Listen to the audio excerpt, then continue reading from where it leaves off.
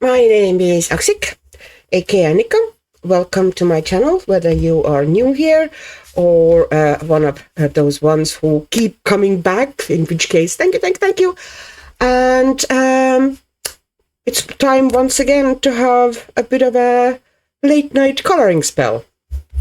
I thought I might try to record them pretty regularly and have them more so like there's a bit of a journal, doing things, what I'm doing during the coloring session, and also in a way a bit of what's in my head, what's happening, what I am working on, what's it's not exactly planned, but what's tickling my brain at the moment. So, as you can see, here's a hefty pile of stuff in front of me. I do not think I'm getting to it all during this video, but I'm going to give a quick idea, what I would like to do next. And I don't even start going much into the whips, because the situation is a bit out of control with whips lately. I have either watched a bit of Olympics with my daughter, which we enjoy with the Olympics being on, which haven't left me much, my usual coloring time, because that's exactly the evenings when I would usually be coloring. Or I've had kind of weird headaches, so I had a bit of a headache today as well. Just took a bit of ibuprofen before I started filming. So, haven't really been doing much, let's be honest. But, still, the old noggin is racking up some ideas. But if you are interested in some whips, you will come across a couple during this video. Now, I have one whip which I thought I'll show you kind of like a horror show style. I kind of went a bit overboard with whipping. So I am working on this page at the moment in Mr. Graphic, and that's now an illustration of an ugly face. I'm trying to do that page for Holly's and Hollyberry colors and Piggy Pen's Joe's tag light versus dark, or is it dark versus light? I'll have to check that again before I tag it the wrong way. But their theme for February was love versus hate, and this is definitely more of a hate image. And it looks kind of scary at the moment because there's a lot of dark and kind of, just weird sharp shadows, and it looks, quite bad. That's the stage where I put kind of, really rough base down. And I actually feel like I didn't get the background as dark as I wanted it to be. I actually wanted the background darker. And I changed my mind about how I am going to do those flowers that are in kind of like a glow circles. So I kind of want darker background in these two. So I don't know yet, if I'm going to darken the background or before I get into it, or if I'll just, work a little bit around them when, because it might get too dark, but maybe not. Maybe I'll give it another go and darken it a little further. I will see about that. But yeah, that's, if you wanted to see a scary whip, there you go. That's a scary whip. And then I have this stuff on the desk here. Some of them are kind of new to me books. Some of them have been hovering on my desk for quite a while. And let's get talking about them. That's it. I'm going to take the full pile off the desk a bit, so it wouldn't be distracting as much. Now, this book has been in my coloring basket for so long, and somehow I just keep going past it. I just, I look through it, it's beautiful, I want to color it, I kind of plan to do something good, and nothing happens. You know, other pages always take a preference somehow. I don't know what it is with Kanoko and Agusa and myself. I do like her art, but I find it intimidating and kind of hard to sometimes get my head around. I really admire the art, but I often don't know what to do with it.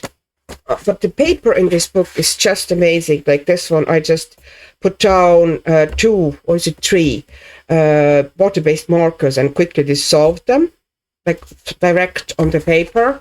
And you get those really fun watercolor effects. And, you know, like it's just, you can do anything and nothing goes through onto the other side. It's just fantastic, fantastic paper. You know, this is now the Japanese version though, so.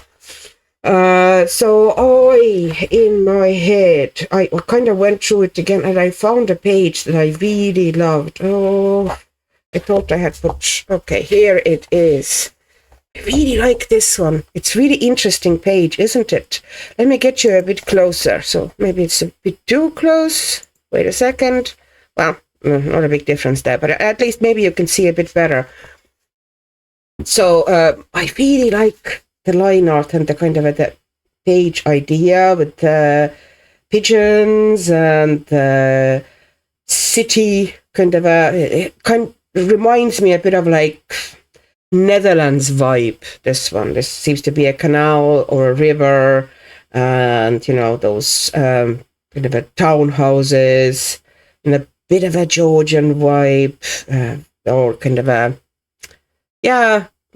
Netherlands feel. So, and I see it, I kind of, this page, I kind of now I have actually picture in my head. I always find it hard with her images.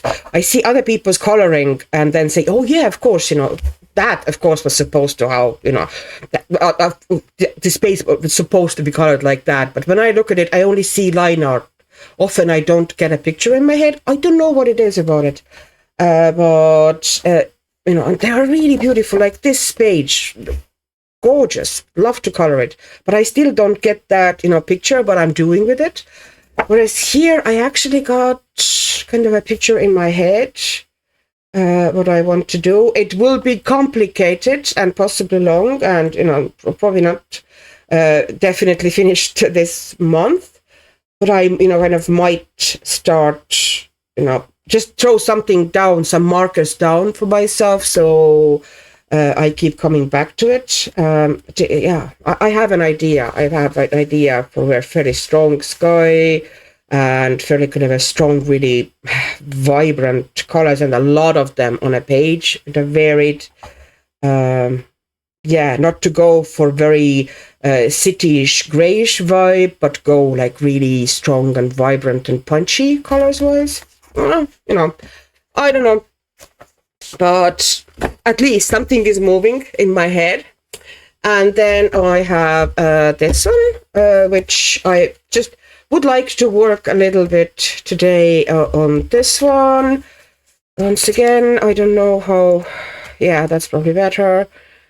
So I started in the previous late night coloring spell, last one, I put kind of base down. First I had put the base down with just, it was chalk paint, diluted chalk paint. It was all over the page, and the sky is still left. I'm just leaving that in the sky. I didn't want to go into the sky and change it much. I wanted to be fairly light and flat, and I put the rest of the page. I put water-based marker with kind of on the page, and diluted it direct on the page mostly with water brush, kind of like a base.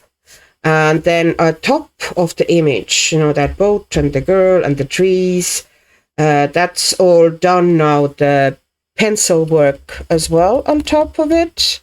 And I started a little bit on the leaves here. So I have, some of the leaves done to do, and the little water dragon, or not little, but, and the water dragon. And then, a bit of acrylic marker or gel pen. Don't know exactly which one I'm going to go for. Not a huge amount, but a little bit, So I would like to kind of work that one, so I would have at least something finished, because this month no pages are getting finished. I just, not getting anywhere. Not that I'm particularly stressing about it, because, not every month has to be super prolific as far as pages are, as long as, I still have some creative time. Plus, Winter Olympics comes around every 4 years, and I would like to enjoy watching it with my daughter a little bit.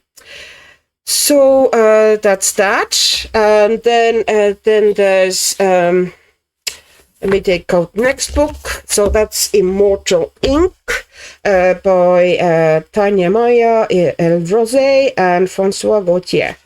And here, see, I've been looking for cool bee pages for coloring bees for Bumblebee, whose birthday is in February. So happy birthday, Jess! And I found I don't have too many, it seems, or at least I can't find too many. See, I probably have loads of bees, but I just don't know where to look. But I found a couple, but of these bees, I think this one is one of the coolest. And I want to put an alcohol marker base onto it. Essentially, I want the bee and the honeycomb to be fairly kind of a rustic and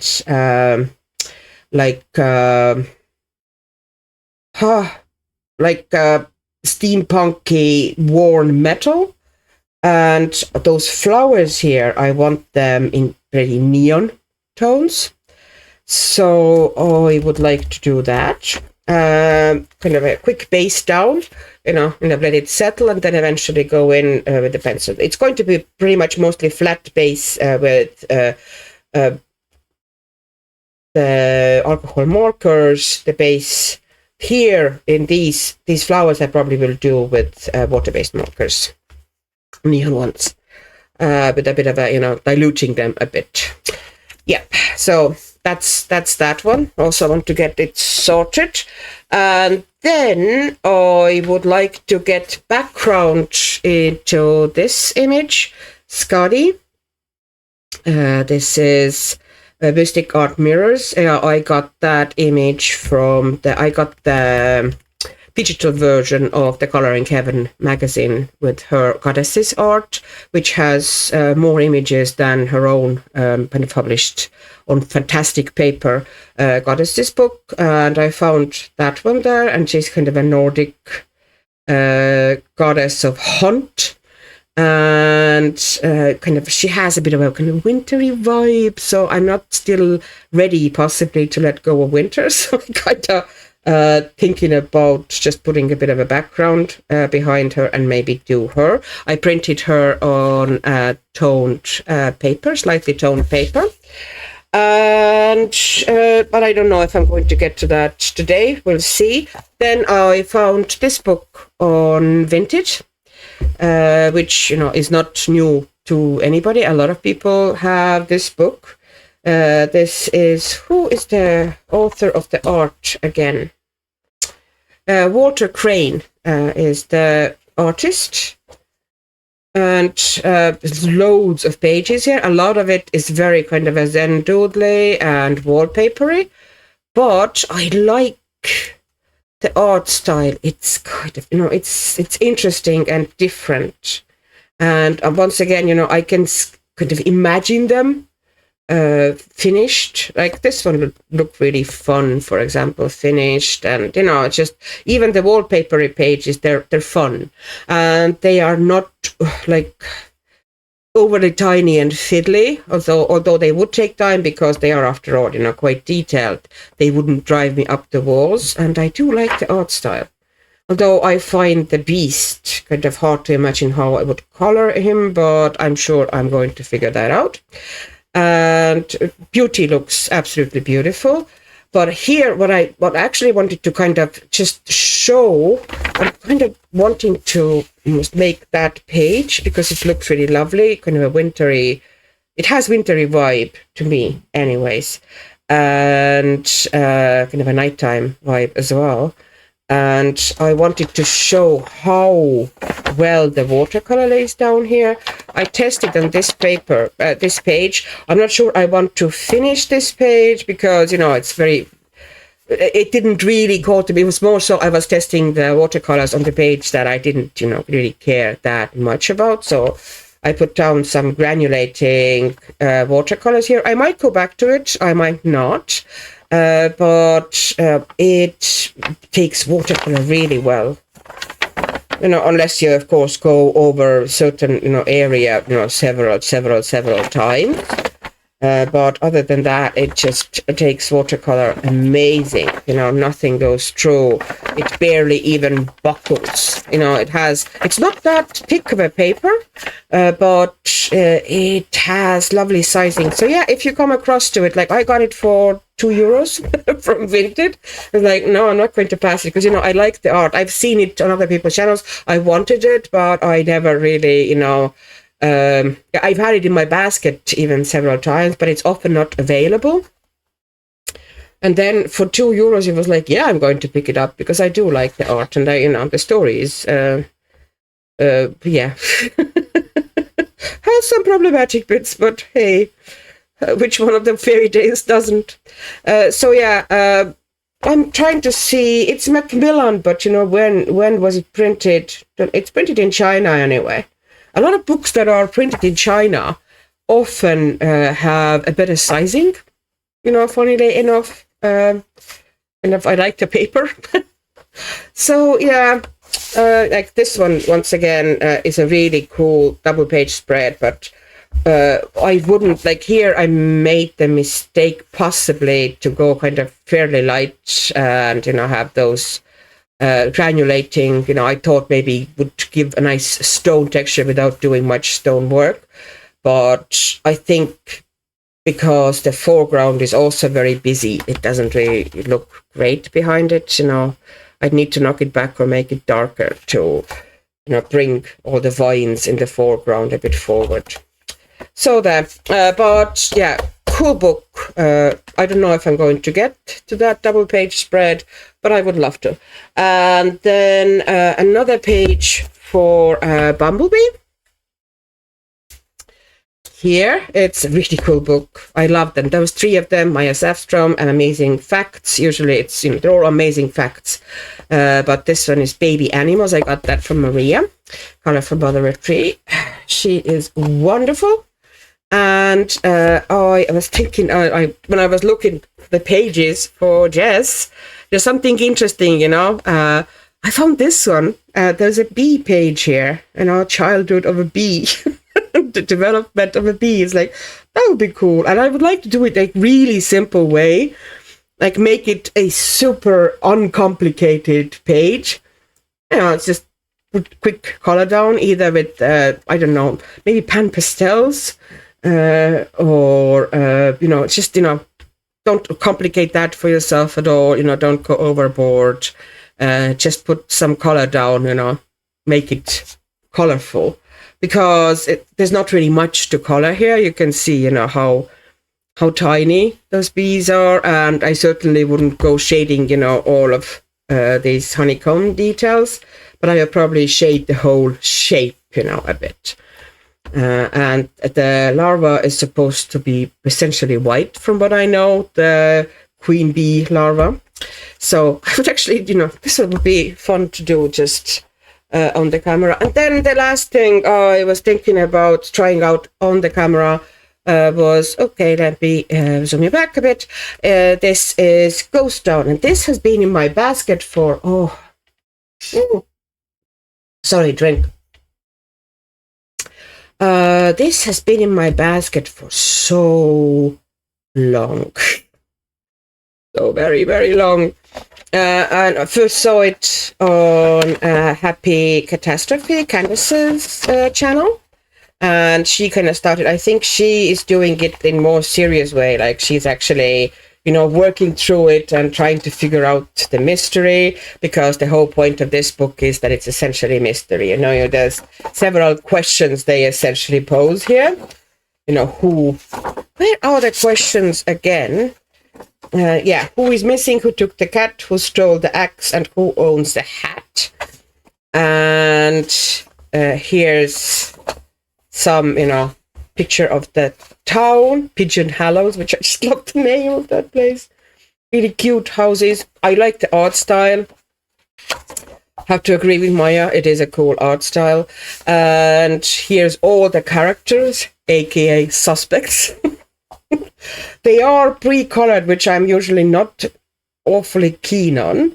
But in this style of a book, I kind of don't mind that much. And I would like to kind of try with that page how this book would take watercolor, because I think watercolor would be great for, those loads of like little houses, kind of a fairly big shapes and areas, and it would be just so much easier if I could do them with watercolor. And also this way I wouldn't totally, if I put alcohol markers in here,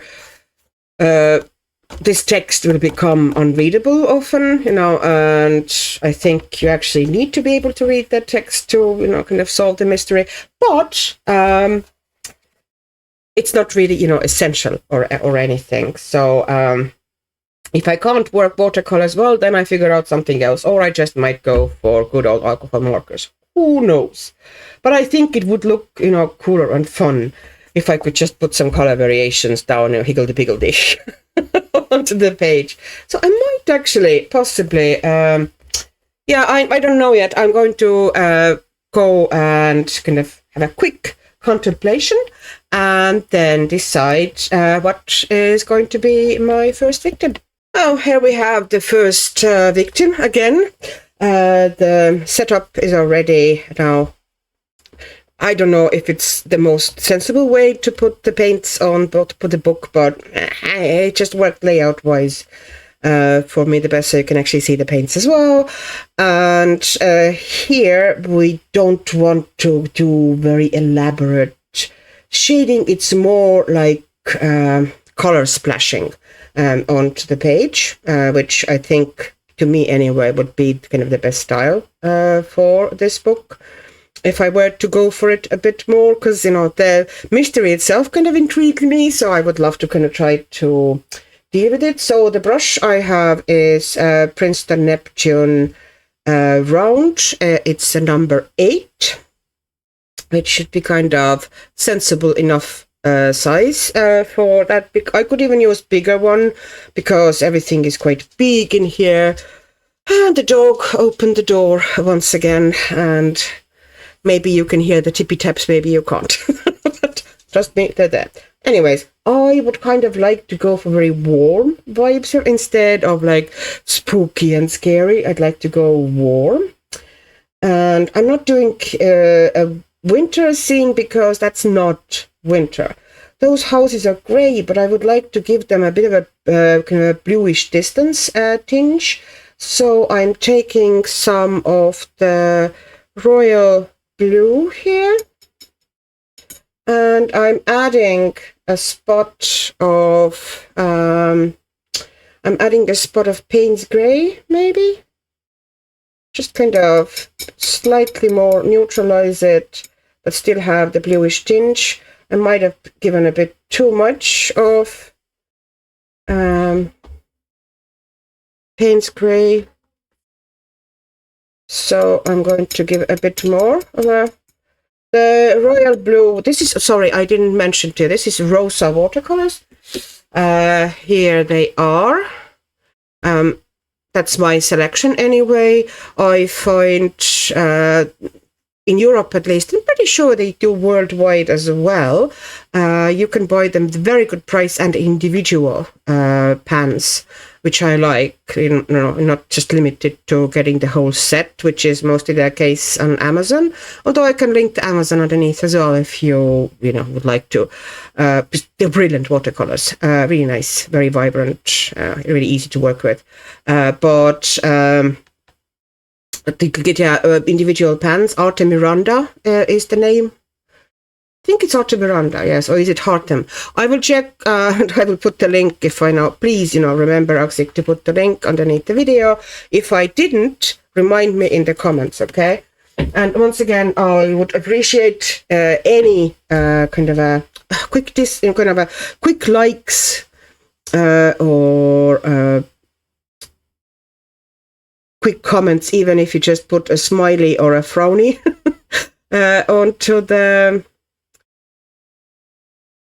into the comment section, because yeah, YouTube likes videos that have comments, so, and kind of shows them to more people, so it would help my videos and my channel. But this is, of course, I don't want to pressure people into doing things that they don't feel like doing. So, and a lot of you, I totally understand, won't even be able to do that, because a lot of people watch the videos either on TV, or they might have them on the tablet a bit away from them while they're doing something, and commenting doesn't really work out that well in these instances, and it's absolutely fine. It's great if you can, and it's absolutely okay if you can't or just don't feel like it. I'm not doing huge amounts of shading, as I said. Like on these houses at the back, I might take that color a bit, just called lavender, and just mixing it slightly into the same mix that I had here before, and just dropping it down a little bit some places when I think there might be a bit more shadow. But I'm not going to go overboard with it. I'm not going to work heavily shading the houses in the background. It's just mainly going to be pure color blocking, as I said. Now, those are done. Wiping my paint off. No, and next thing I might do the sky first, fairly flattish sky, and I'm making it, the base of the sky I kind of want to make pretty light, so I might take Naples yellow and just apply it to the sky. And so far the watercolor is laying down very well. The only issue is that, my watercolors being fairly opaque ones, you can, see the black print is rejecting them a bit. So, and, they're visible on top of the black, but that's fine. I will probably want to run over the black print with different color watercolor anyway, to just give them a bit more tone than leave them black. But that's probably going to be almost the last thing I do. Not totally last thing, because I would like to also kind of create some bit of a foliage like in the sky. But at the moment I'm just putting that Naples yellow in the sky. Okay, I need it a bit wetter brush. Yeah, watercolor lays down, it doesn't sink in, at least, so far. Bear in mind that at the moment I've just essentially used fairly opaque watercolors, which are going to lay on top of the paper a bit better and not sink in because of the opaqueness and, the white content, because that's usually what makes watercolors more opaque. It's essentially the white content. So, but I'm also looking, how the paper behaves once the water is on top of it. And so far there hasn't been, sometimes the paper can break into dots or whatever, and it doesn't seem to be doing that. Okay, I'm pushing one light away a bit, so it would have a bit of a less of a glare, so you can actually see better the colors. I am putting down, let me see if I can intensify the light that comes from the top. Yes, I was able to do that. Okay, that was my dog. You might have heard that, or maybe my microphone did the muting thing again. Okay, so maybe making that grass here as well with kind of a yellowish tones, but I maybe go for, this is Naples Rose. You can see I'm kind of working fairly in pastel colors. So I'm putting down that Naples Rose as essentially the ground cover here, and I'm dropping some of it here, but I'm not covering the whole of the grass with it, and I'm dropping a little bit of it here as well, but I'm not covering the whole thing with it. I might put some green there. And here I am going to stick some, we need some green, don't we? We'll take some green. Did I take green or did I take, I did not take green. I did not take green, and some dogs are giving out here. Oh, that's nice dirty green now. That's exactly what I needed here. So I'm dropping that into that bush here. And, you know, if colors kind of go a bit over or bleed into each other, that is absolutely fine. This is actually what I'm looking for here. So I need the paints gray again. And I'm dropping it down here on the ground. There seems to be some sort of a patio or path thing that is stones there. And I'm going to put some, now as I'm coming forward, let me finish that bit here first.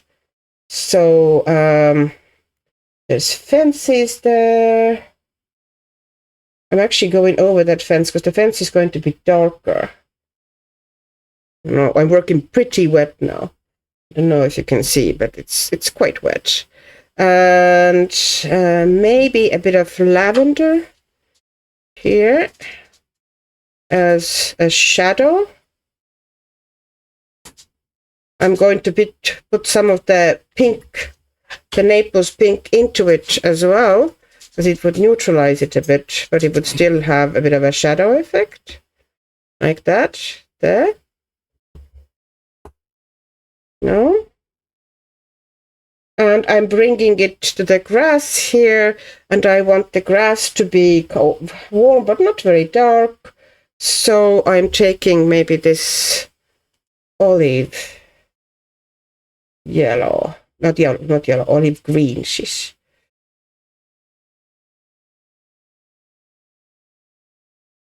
Yeah, it does have a tendency to, it seems, to get those kind of dots when you put, especially if you, which don't show as much if you're working with opaque watercolors. So I think if I had chosen like like Chinese watercolors, then I probably would have had less issues here because they are more opaque and they wouldn't show as much. So on this side, I want to get now back to that pink, and I want to take that to like yellow ochre here. Okay.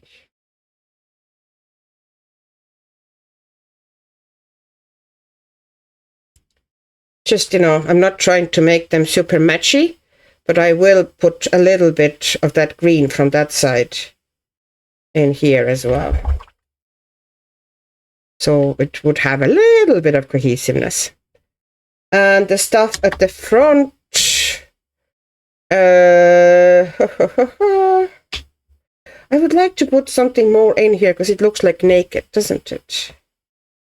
So I'm putting more of that Naples Rose down here. Naples Rose is such a lovely color, and it's perfect for a quick base for skin because it actually looks very, you know, kind of a you know, especially if you dilute it a bit, it's a wonderful skin base on its own. You don't really have to mix anything. Just, you know, use that as a skin base. Really nice. If the paper, of course, you know, takes water. This one takes water, like, it's not ideal. I suspect I would be better off working kind of like diluted gouache, which would show those dots less because of the opaqueness. And does it go through? No, it doesn't go through much. You know, if I went over the area a couple of times, you can see a bit of a ghosting here, but that sort of a ghosting usually almost disappears when the paint dries or the water dries of the paper. But you know, even if I get loads of that ghosting, I'm still going to be able to read, you know, the text there. So that was my main thing. Okay, so let's put something to the front here. So, okay, let's take bright yellow ochre.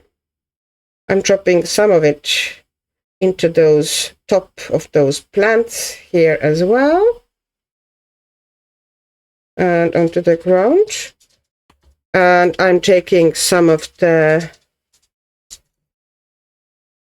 green and dropping it in like this. Higgledy-piggledy. And the dog just keeps opening the door. In and out. In and out. Okay. All right. And once it's dried a bit, I'll probably put a bit of a stronger color, you know, underneath there. But at the moment, I'm leaving it as is. And I also, I had some Payne's Gray left here. So I'm going to put a bit of more Payne's Gray and maybe even some golden brown, which is a lovely color. Kind of darken that footpath. Okay. And I will now put a bit of a color variations down here. So let me say, I'm going to take Queen Acridine Gold. Oof, this is not the cleanest of the palettes, but it's fine. You know, I grabbed it without really cleaning it, so I'm making that house a bit more vibrant than stuff around it, as you can see here. So I'm putting that color pretty strong onto the roof. Is there anywhere else I want the quinacridone gold? Maybe in this window, you know, there might be light in there, so I might put that one in, and maybe here too. Oh, Killian, you can close the door. Thank you. Thank you. Close the door.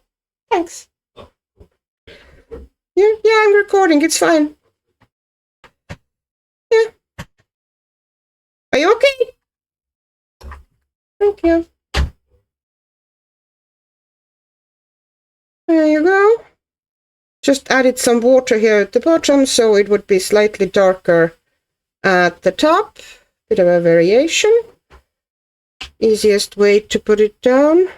Should I add something brighter here as well? I'm just taking that azo yellow. No, that was azo yellow, yeah. Oh, yeah, thank you. I'll try. Smells nice. Is it? Okay, thank you. Oh, it's nice. Oh, yeah? Yeah, I like it. There was a bit of a beer testing going on. I remember that, so. Nice, yeah. I like the flavor very much. Right? We've another one of these downstairs, don't we? I think so, yes. Yeah, that's what. Greedy! Bring me a sip as well. I don't want the whole one, just a sip. Just a sip, okay? Now, and here, at the top of the roof, I want something red to meet the yellow. So I am taking the cadmium red deep. I think that's it, yeah. I'm taking it pretty kind of opaque because this paper likes opaque paint more. So I'm dropping it here. It just looks more fun. Oh, I put paint where it shouldn't have been. Yeah, but it's fine. Yeah, we had bought a couple of cans of craft beer when we were in the shop with my son. And we had agreed that, you know, when he opens one, that I want to taste it as well.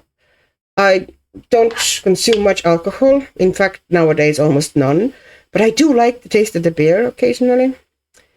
So I'm more of a beer than wine appreciator. So he brought me that beer when he opened it, and it was really nice. So there. Fancy beers and everything. Ain't I lucky? Okay, and these kind of what you call them, eaves, whatever. I will make them kind of brighter yellow, but I will put the color in here first. So I want to go kind of pink. On this side anyway, pink. So let's say coral. Let's say coral.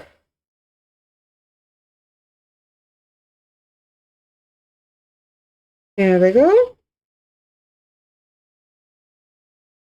Sorry if I decided to, you know, I probably won't edit out random beer tasting because, you know, let this video to be this kind of relaxed things are just happening video.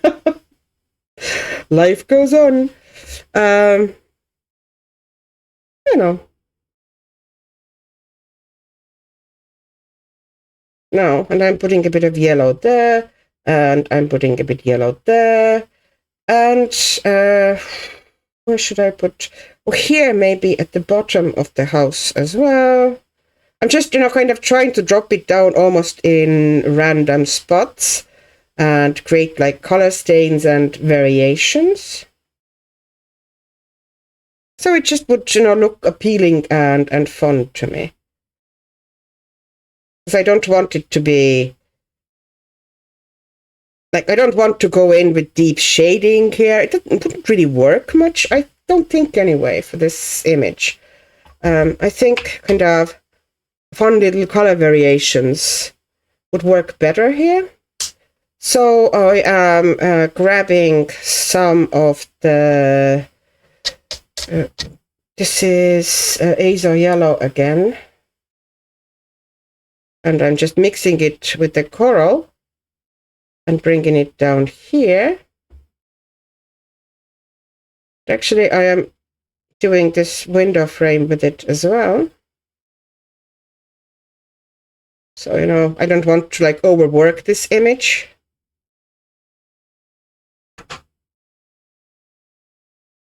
There we go.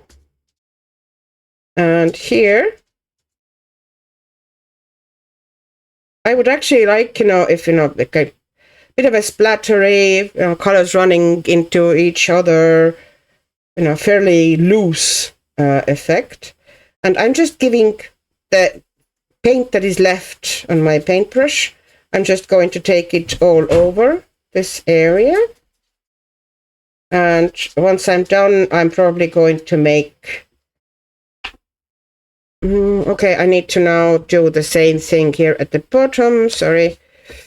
So they would still maybe mix on the paper, maybe not. If not, I'm going to just bring in more of the coral here. If they, you know, if it's too dry to mix anymore.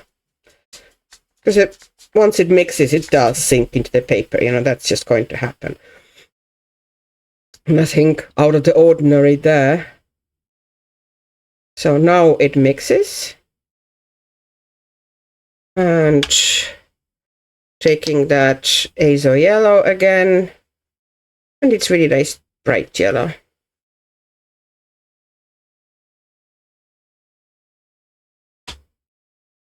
And maybe even some orangish tones I have the flame red here, which, you know, I thought I might bring down.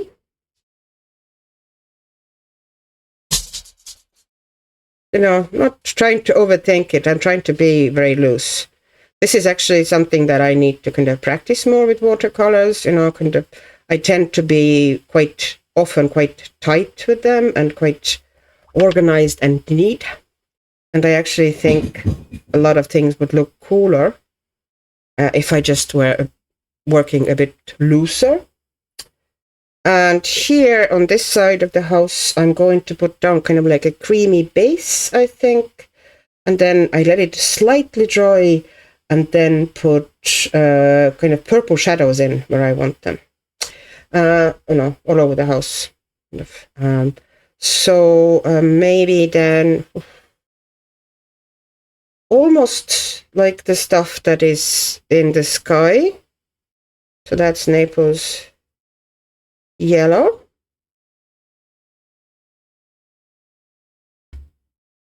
And I'm doing the stairs with it as well. Maybe dropping in some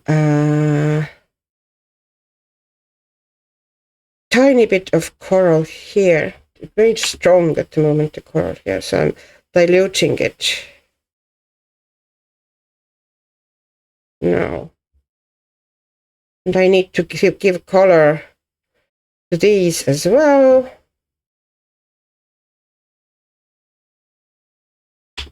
So what color am I going to make this? Oh, this one here in the middle needs to be orange because I did that bit here orange. So, you know. Yeah. And the eaves themselves, I might make them like bright yellow, since, you know, yellow seems to be the theme. But I'm actually taking the cadmium lemon here. So this is going to be like really bright.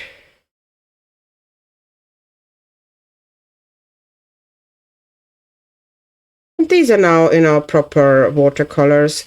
In this instance, when they say it's cadmium, it is actually cadmium, meaning don't stick your brush into your mouth while you're using it, because, you know, proper cadmiums, they do have toxicity to them.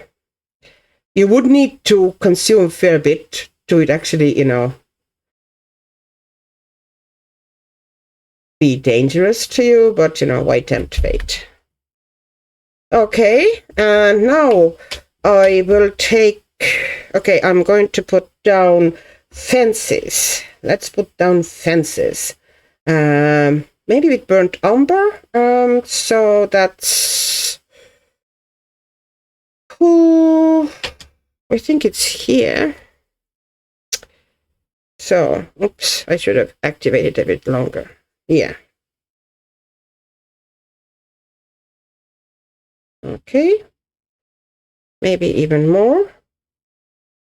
And here it's your choice if you afterwards will go in a little bit more. Like, I would like here to do more with color variations than actual shading. Because essentially this is not that much of a, you know, elaborate coloring book. It's more of a kind of a mystery story, and then you have the added kind of coloring stuff in it as well. I want to kind of darken the top of these windows. Yeah, but we'll get there. Okay, so putting a little bit more in here. And what color should I drop in so it would have a bit of a color variation effect? Maybe madder brown. It's kind of like a reddish tone, kind of very earthy. Often would be similar colors. They would be called in the palettes like English red or Venetian red or something like this. That's the sort of a color. But you can see already now, just by dropping a bit of a different color in, you got pretty much, you know, You don't need to do much. If you wanted to go in with extra shading, that's, up to you. But there's, no inherent need to. And here, this fence, I took some burnt umber again. And I'm just putting actually just brown onto it. I don't think I'm going to do much with it. I'm just literally putting, kind of darkening that a bit, giving an impression of the fence. There's no reason really to overwork it. Once again, you could. You could put a bit of a shadow underneath here, which, I can kind of show you quickly. You could do that a bit more here. You can, work some areas a bit stronger. You can keep adding layers.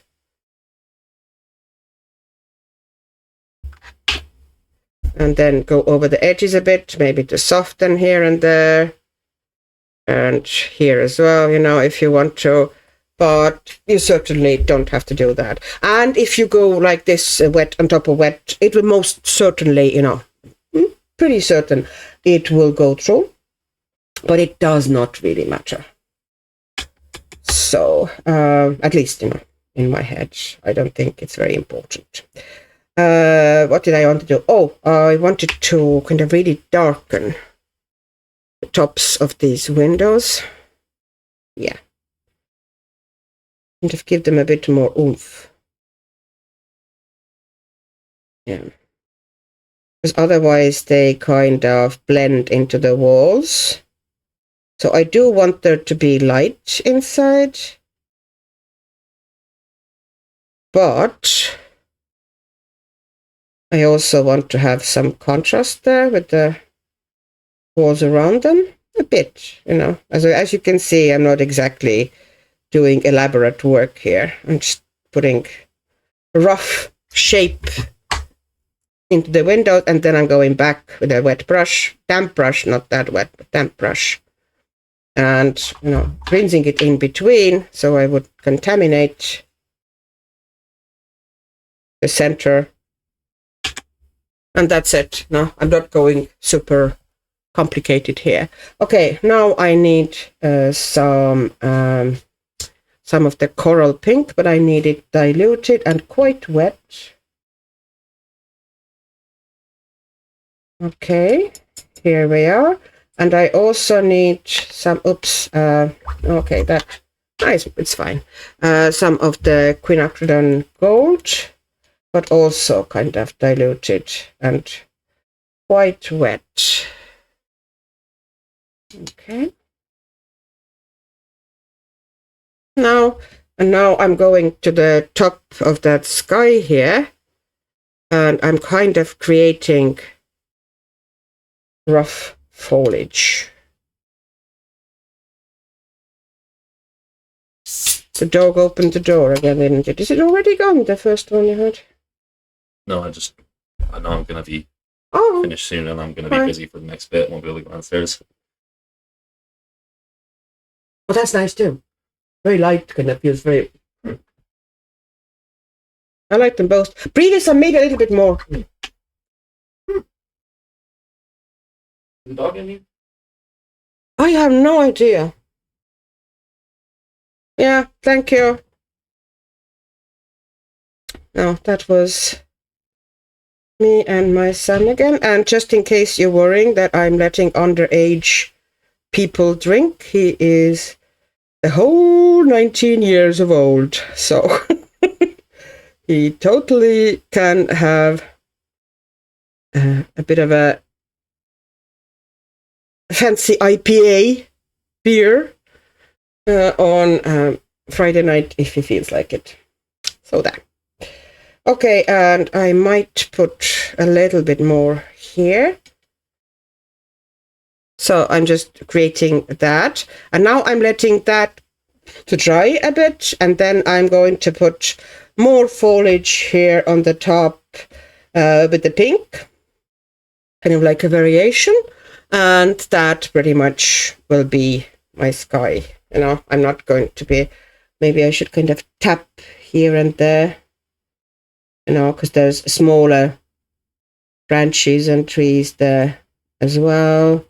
So a bit of a more texture, you know, smaller bits here and there.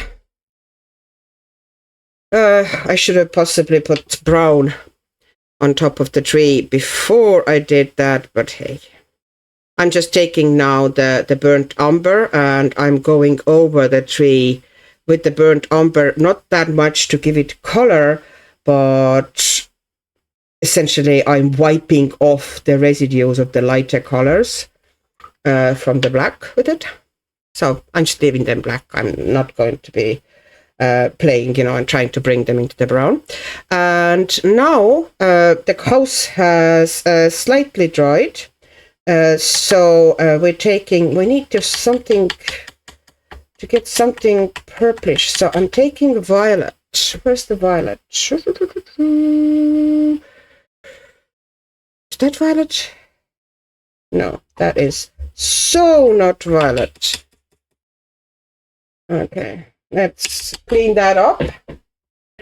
I need a tissue because things are getting out of control here.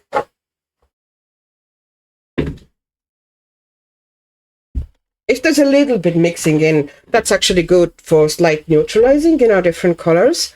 Yeah, that can actually be beneficial. Actually, I might use Nightfall Violet. It's a nice, you know, it's a mixed color, essentially. It's a bit, no, I think if you worked it without water, it would actually kind of split also. But it's a nice shadow color, especially, you know, you could make it cooler if you wanted to by adding a bit more actual violet to it. So pretty sure this one is violet. So if I added a bit more violet to it, it would become a cooler shadow color like this. I might actually overdone it, so I'm adding a bit more. Yeah, that's nice shadow color. I'm mixing Nightfall Violet and Violet. Nightfall Violet was already mixed color, but you know, that's like Rosa range to me anyway has loads of really cool choices. So I'm just pulling in some shadows here. So I'm, you know, here's the porch. So I'm pulling a shadow onto the porch and here onto the stairs. And going over the edge with it. There you go. Shadow.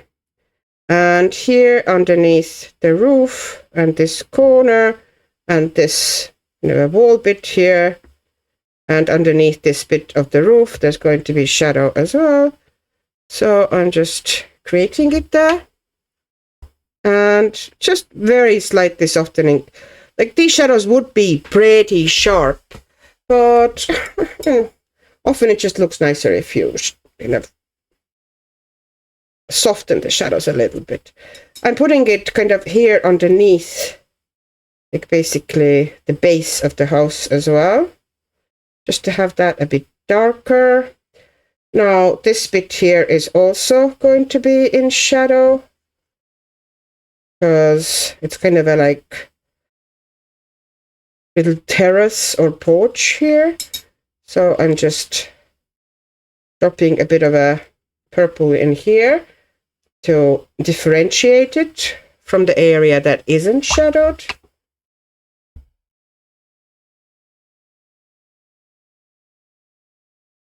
Oh, there we go. And yeah, I'd say we're going to be fine.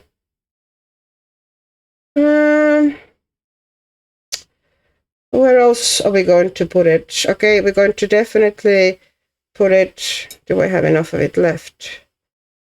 Here and here. Underneath that decorative thing, whatever it is. You probably should pull it like this underneath the windows as well. Just to give them. And purplish like this is pretty much almost universal shadow color on top of most colors. You know, if you neutralize it like the way it, you know, was neutralized. and just very softly go over the edges. So, you know, you might like the sharp edges, in which case just leave them. But if you don't like the sharp edges, sometimes I do, sometimes I don't. So I just, you know, I'm always ready to go over it with a damp brush. So I need a bit more of it. Okay, so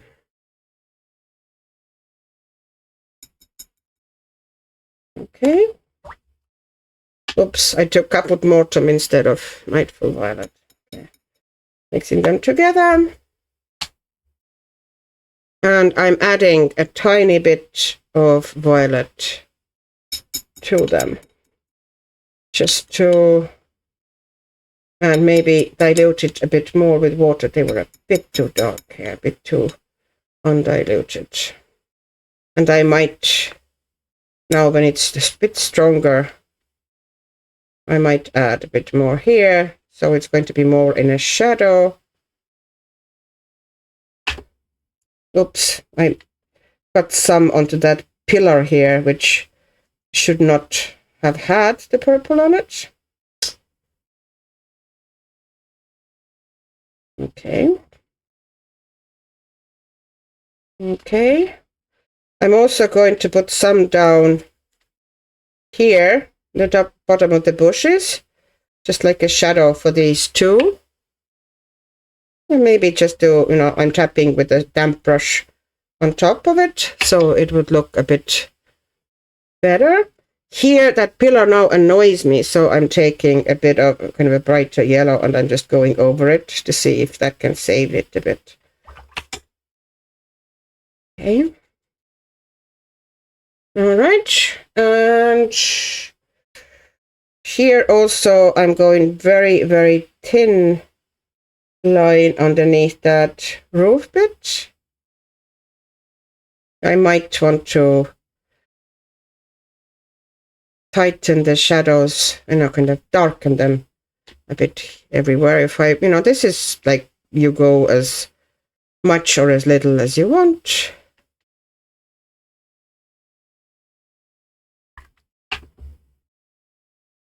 And here, and here, and maybe a bit more underneath the windows, so it would look a bit more like they're standing away from the house, and maybe to put a little bit there. And oops. Yeah. Let's see if I can, yeah, because it's pretty opaque, you know, this color. So I'm just putting that into those pillars here, so I would still have the effect that they are not in the, you know, they're standing away from the shadow. And now the last bits I probably do here in the bottom is I'm taking Payne's Gray. Am I taking Payne's Gray? Yeah, that's Payne's Gray. And I'm darkening the windows. Oops, I was a bit too loose. And maybe a bit too dark. I might want to kind of pick. If you go in while the paint is still fresh,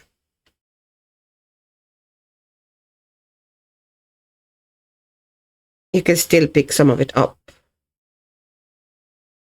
I went a bit overboard with, you know, how dark I went in. So I'm kind of loosening it up a little bit here. So I'm making some of the windows, like I put the light into these windows, but not all the windows have light in them. So I'm putting, and I'm darkening up some of the windows, and now the house, you know, immediately starts kind of taking shape. And I'm doing the same with these windows here, which they might now run because that's a pretty wet area. I don't know if I will be able to put a little bit of a darker paint on this brown ghost here, so it would have a tiny bit of a shading. We'll see. And I will do that to the door here as well. kind of just to give it a bit of a more shape. Let's say these two panels here are glass. Okay, it's just, kind of balances out the house a little bit. And I don't know if I'm going to darken the windows at the back or maybe put some yellow into them. Let's say maybe, putting some quinacridone gold into the windows at the back, some of the houses. Just to give it a bit of a life here and there. And here there might be something, and here this window might be, having a light in it, and this window maybe has a light in it. And the rest of the windows, I'm going to do the same thing. I'm taking the Payne's Grey, softening it in the bit by kind of smearing it around in the palette. And I'm just dropping it in here. It would be nice if you were probably neater than me, because on the camera everything somehow becomes more sloppy, I swear to you. I'm not the tidiest of colorists to start with, but on camera I become like extra sloppy. Okay. And putting here in this window some darkness into it, and maybe some extra kind of a darkness here in the porch. And here on the chairs I'm taking the same Payne's Grey that I have now on my brush, and I'm just putting it onto the steps like that, so the steps would have a bit of a shape. No. That works better. Oops. And I now need darker brown, and I'm taking that pot, the flower pot. Yeah, umber, burnt umber or any umber colors usually don't wet as well as some other colors. It's in most sets, I find anyway. I have only the sets, I can only speak of the sets that I have experience with, but, this has been my experience. So I'm putting a bit of a kind of a shadow like this, the side of the ghosty, and bringing it down from here. And it's hovering above the ground, as you do if you're a ghost. Okay, rinsing the brush and just softening the edge of that shadow like this, and we have a bit of a shape to the thing. And if it eventually dries, we might want to give kind of a bit of a Prismacolor white maybe to one side of it, but no, it's not really that important, let's be honest. Maybe these ones look too... Okay, I have a tiny bit of this, I need to put that one here. Just, to kind of depict that this one is behind that one a bit.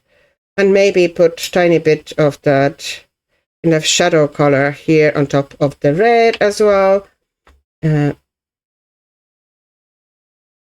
give some effect. Now this one should be dry enough. So I have the diluted coral that I had previously here, that I had ready, and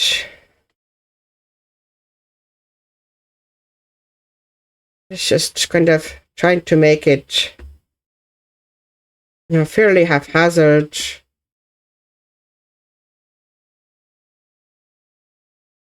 And now, it will kind of spread and become more natural as it dries. But, try to make it pretty random in shape.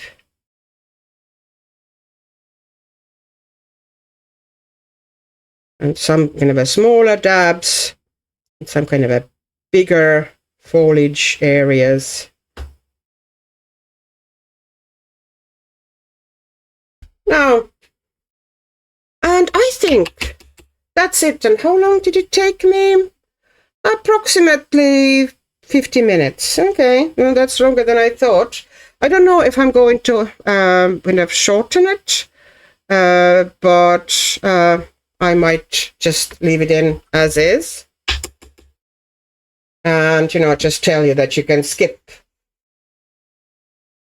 when you want to watch something else. But yeah, this is it. This is this page done. Well, mostly done. Well, I could add bits to it. I could keep working it until the cows come home, I'm telling you. But, you know, I put some coral down here. You know, just, you know, add color variations and play and, you know, deepen shadows and whatnot. But I don't think that's the purpose of this book. I want it pretty simple, you know, to be, the coloring to be pretty simple. So, yeah, I probably will just, you know, leave it as is. Since I had the watercolors out, I thought I might as well throw a quick background into this page.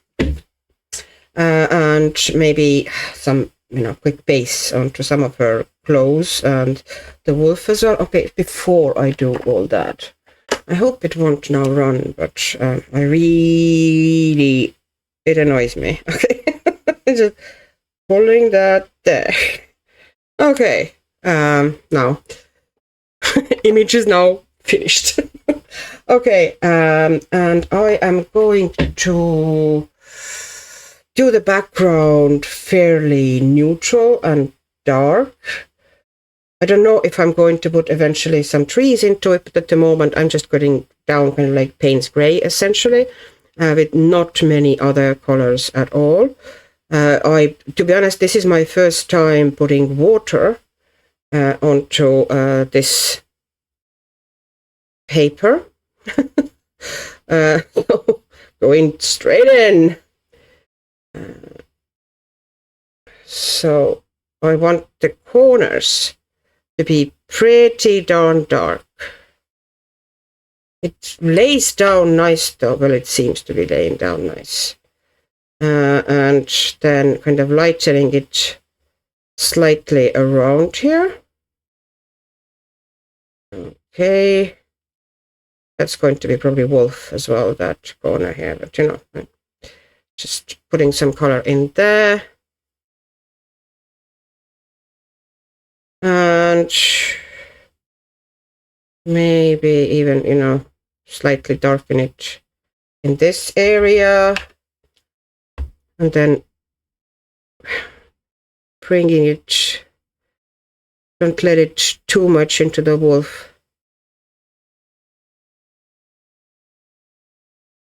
I might not actually kind of bother too much with trying to kind of work at some stage I was thinking that I might want to put kind of like background, proper, you know, forest or something behind her, but I don't think I'll bother.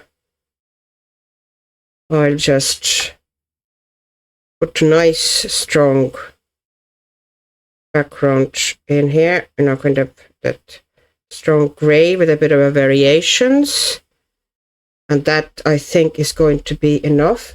And then I might create some cauliflowers. I'm taking now wet brush like this, and I'm just dropping it into the paint that is less wet. And that's it, you know. Now it'll just spread and create a bit of a effect. The little cauliflowers, which look cool. And, you know, it's very simple effect. And, you know, I don't know if I eventually, you know, when I'm actually kind of finishing the image, if I want to add something to it or not.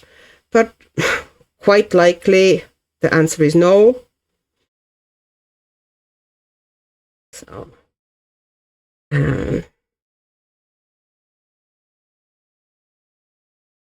just kind of making sure that this is nice and dark. And flicking that color essentially into the feathers of the arrows a bit.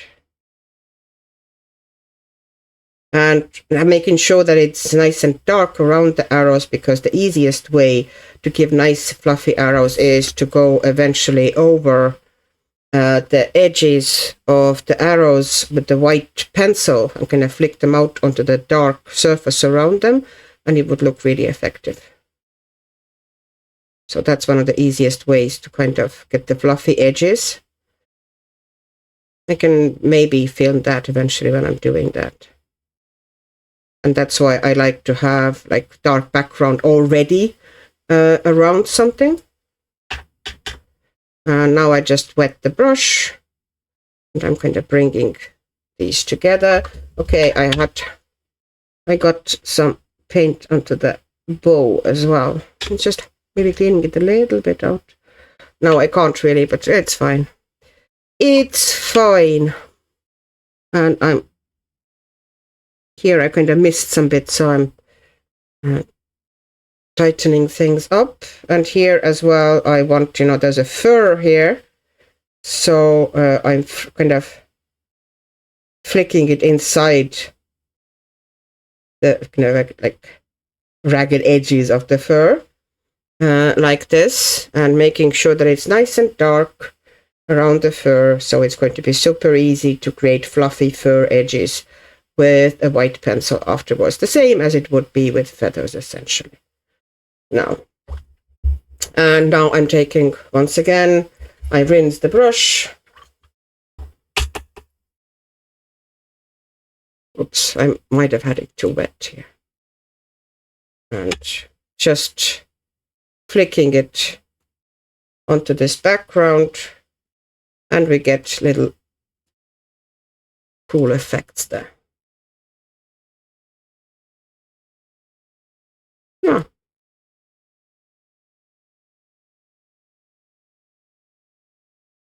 And you just leave it to develop.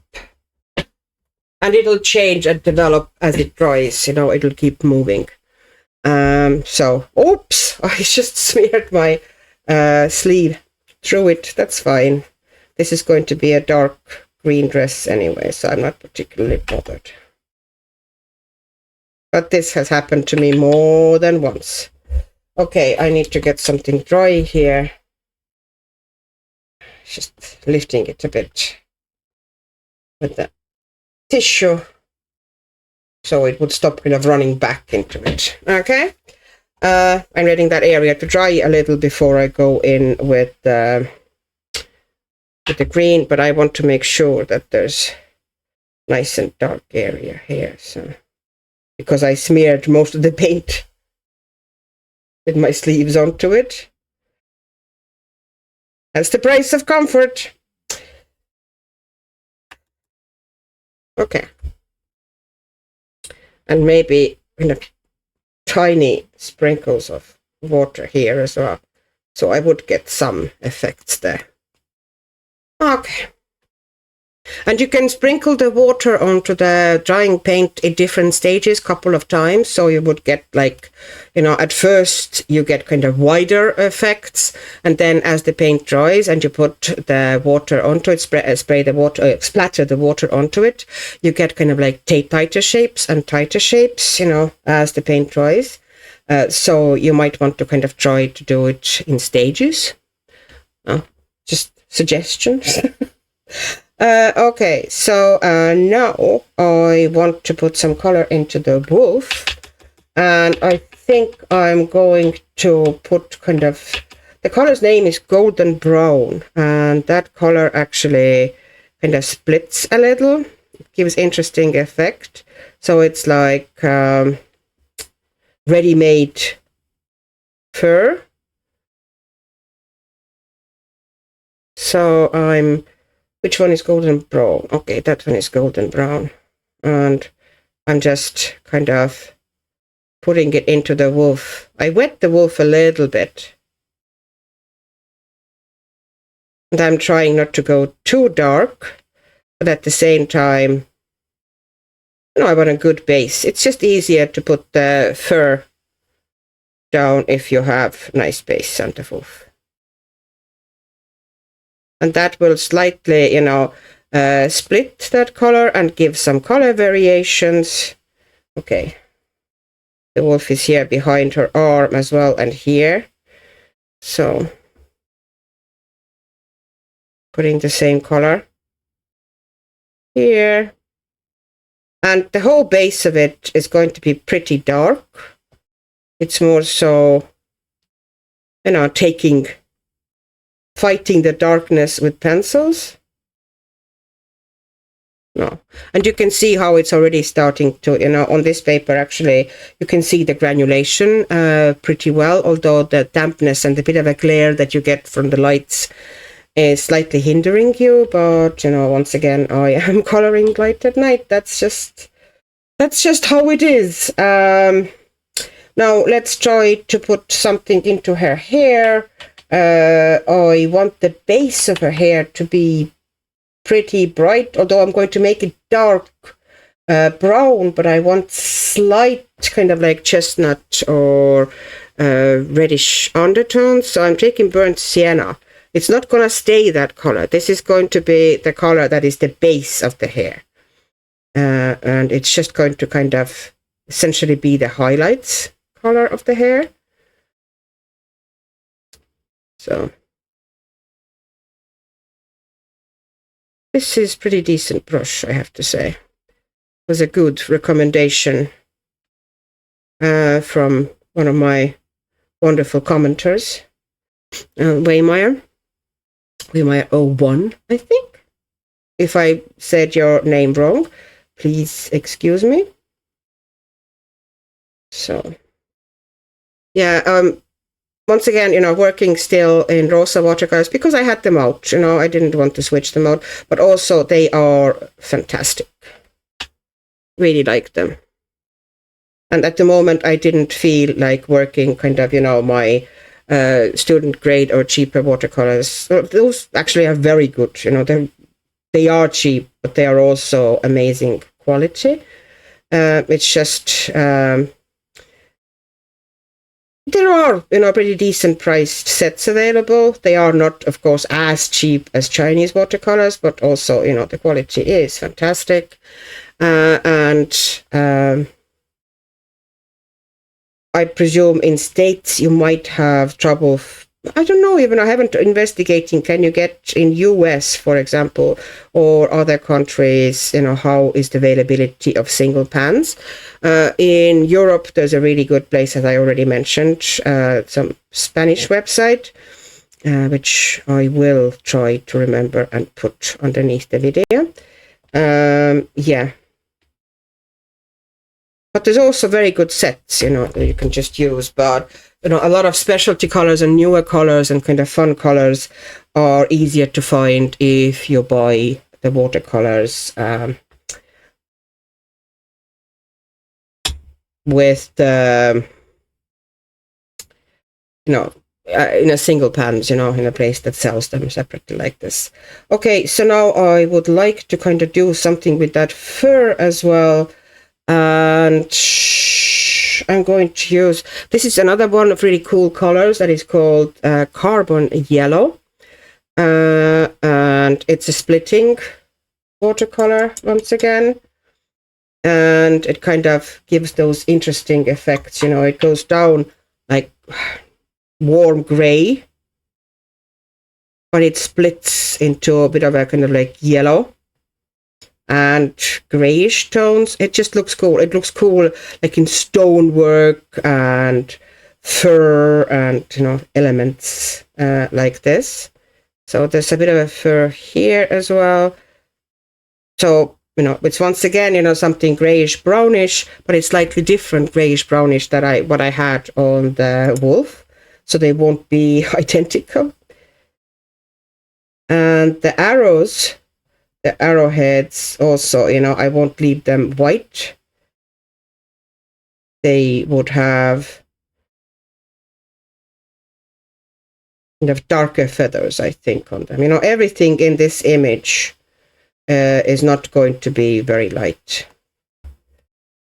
Okay, and I'm now just dampened the brush and you know, I'm not put any extra paint onto it, and I'm just now bringing it out here in a bit of a lighter way. You know, just so it would have plenty of water, because all the granulating watercolors are splitting watercolors. They're not, you know, they have granulating pigments in them, but they're not really. Yeah, granulating watercolors isn't a good name for them, but because all the manufacturers use that as well, I can't really tell people not to use it. So let's call them granulating, okay? These watercolors, the effect is always best pronounced if you have plenty of water. And, you know, not all papers, of course, allow that. But in this instance, this paper is behaving pretty well. It's a mixed media paper. Pretty sure it was Canson, if I remember correctly, toned, like a cream paper. So, yeah. And now we are... These are kind of going to be brownish as well. I'm going to put something like umber. Umber usually in any sets like this isn't a color that usually activates. It's not very intense color, and you know, it usually takes a little bit to activate. But I'm making these arrows, see, more umber.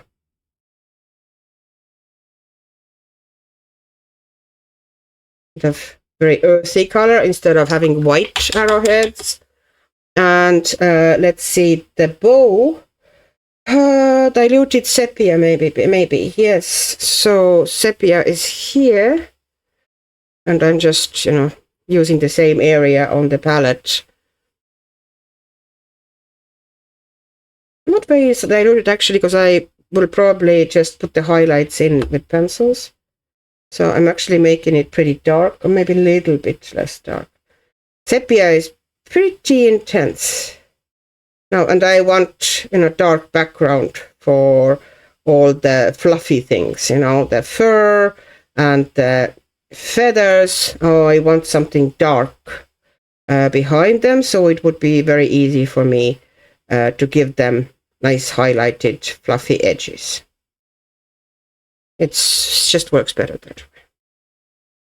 It's one of the reasons I like to work from dark to light. I am definitely more in a school that, you know, I establish my shadows or my darks first, and then I work into the light, which I understand, you know, doesn't work with some media. Like if I were to do actual proper watercolor painting, I would do it the opposite way, you know, if I was just working with watercolors. But I rarely do just that. Okay, and now I'm taking that sepia and these wraps around their hands. This is leather, okay? So I am going to slightly dilute the sepia.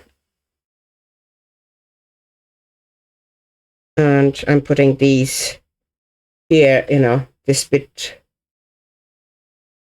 is also, it seems to be like a leather wrap. Actually, it might have been some gold bracelet, but hey, it's a leather wrap now.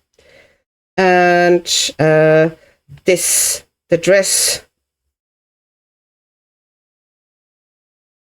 trims, I think would be kind of more, you know, really earthy and leathery as well. There will be some gold on her. You know, those necklaces will probably be gold. So I'm leaving these. And there's something on the belt here. But I'm making most of her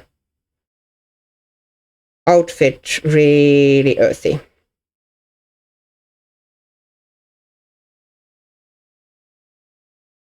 Like this, like this. And,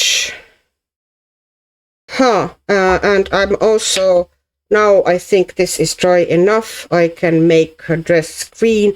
I want it pretty dark green, but not like totally dull, because, you know, something needs to be slightly. So I'm taking Oraline green, which is 1, 2, 3, 4, 5, 6, I think. Yeah. And this one has brightness. It has like a lot of variations to it. It's very, very bright.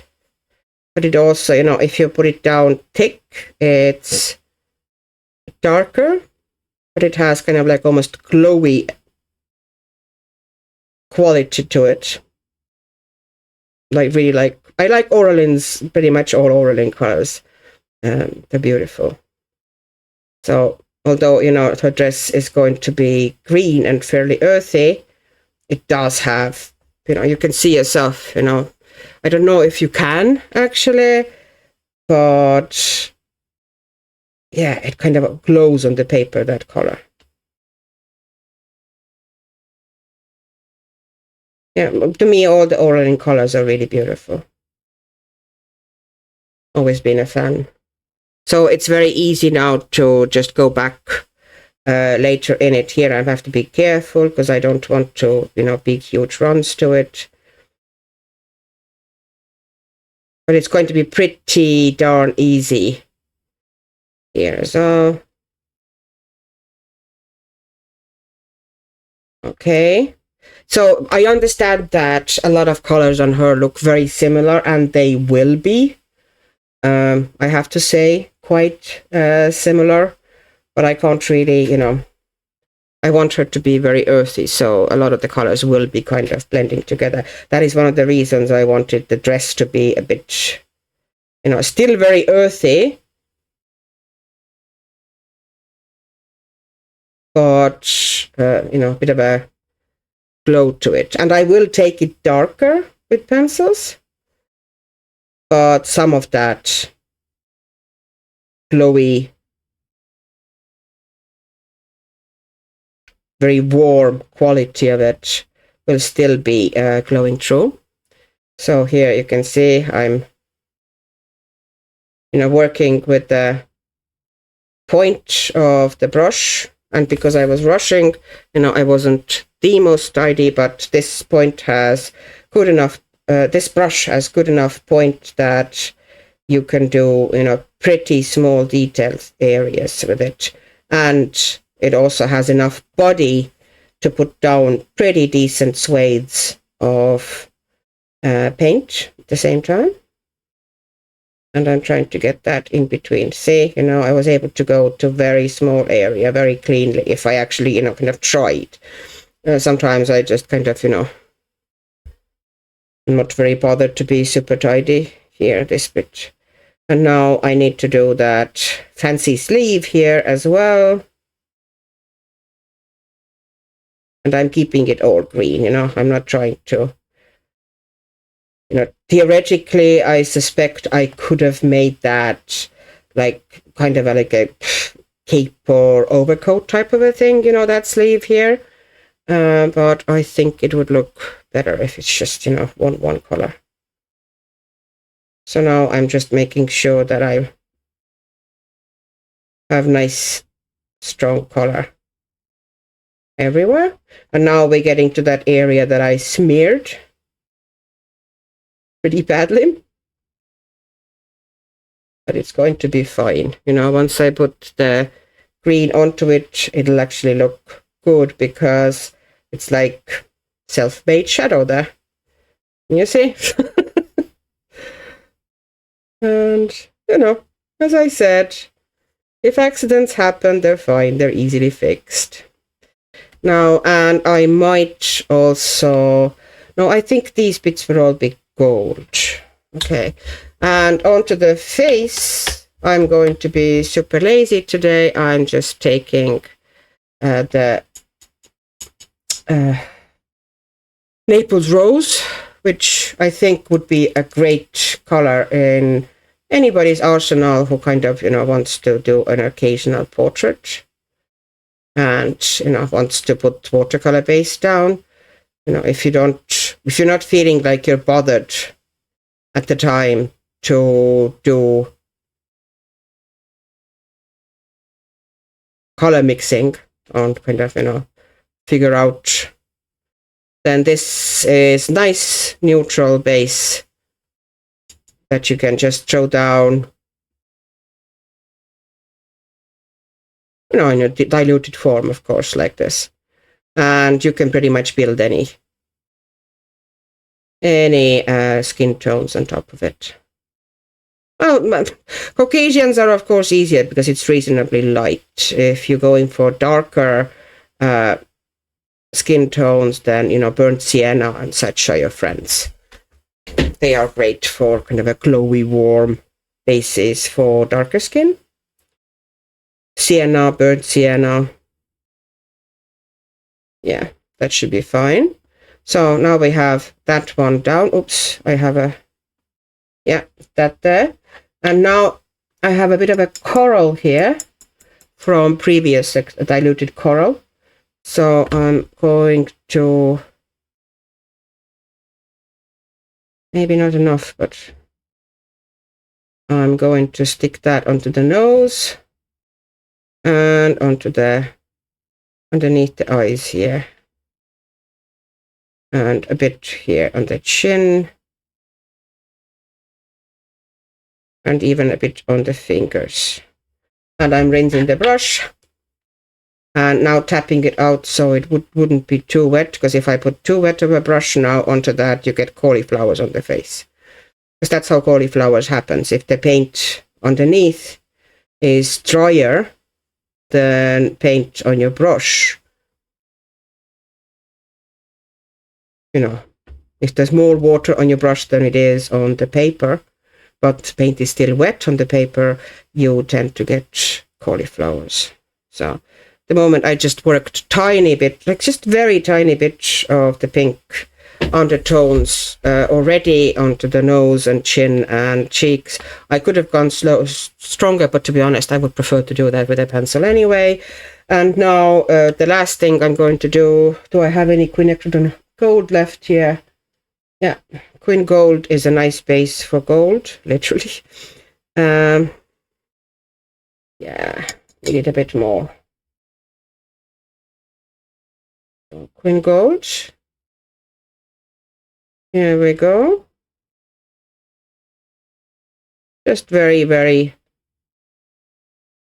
light, subtle base. I'm now being careful here because I don't want to pull green into it. Or, other colors. So I'm just creating very, very soft kind of a golden tinge. It's a fairly, diluted paint.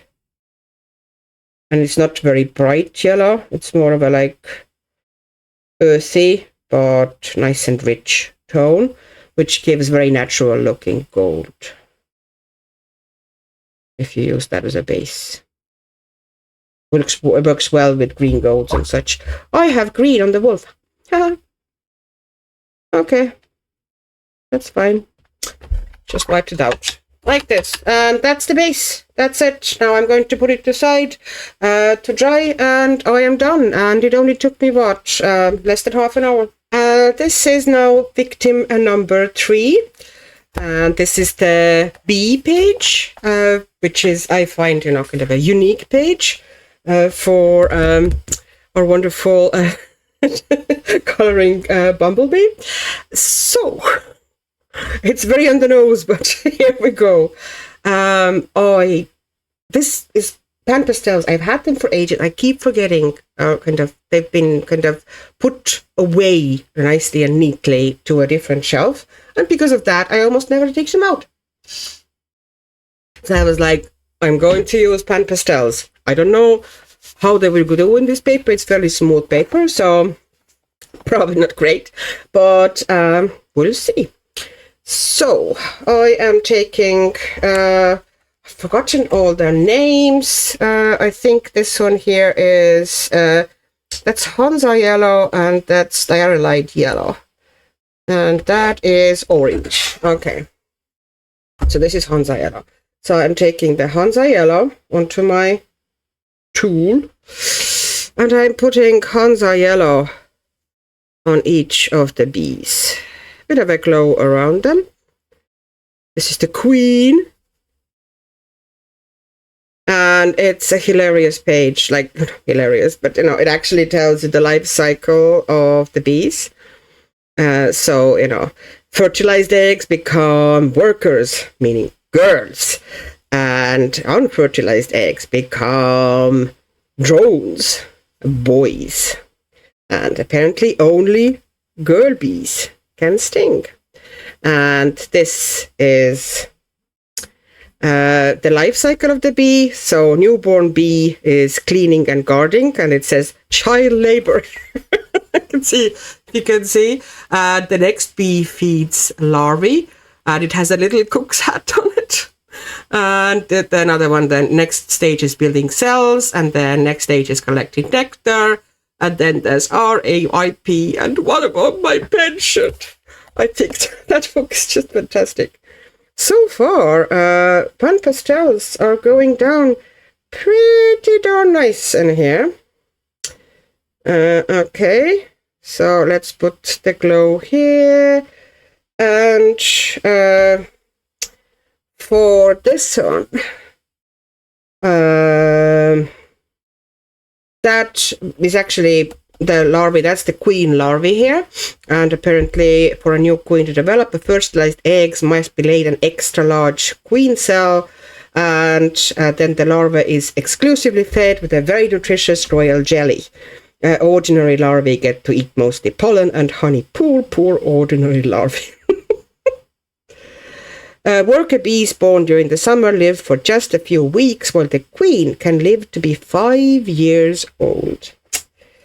Can you believe it? So I'm not going to make the queen bee yellow. I'm going to take the gray from here and just putting some gray onto it. I should have made the eyes yellow though, which I will do. Nice and yellow here, taking the eyes, putting yellow into the eyes, yellow glowy eyes apparently. And this is what a real princess looks like. And I might, the golden crown on her head, I might actually do eventually with the gold acrylic pen. And I'm taking now, turning this sponge. Oh, my hands are already manky. And putting, well, they were probably manky with the watercolors already. No surprises there. So now I'm taking slightly darker yellow, which would be diarylite yellow. I'm not doing much of a mixing at the moment. And I'm going around those bee circles. Oops. I'm going a bit too into the circles. Okay, so yeah, I went too close to the bees with the diarylite yellow, but yeah. Okay, so going around them. Drone boys.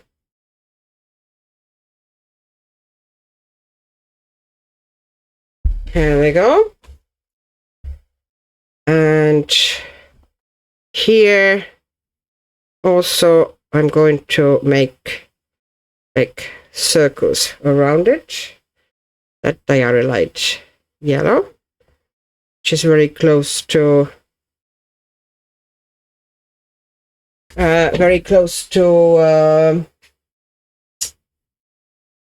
orange, to be honest. And now I'm going back with Hansa yellow into the middle. I kind of cleaned my sponge a little bit onto regular craft paper, and I'm just kind of going over the edges there inside the circles to kind of soften them a bit, blending them together so it would more look like it's a bit of a glow. There we go. So it wouldn't be such a rough edge.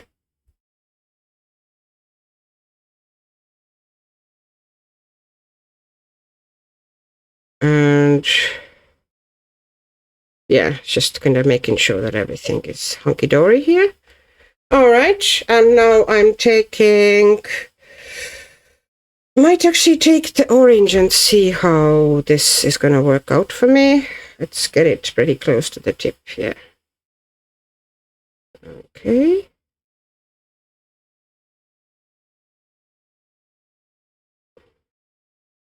So I'm just going around now those yellow circles a bit with orange.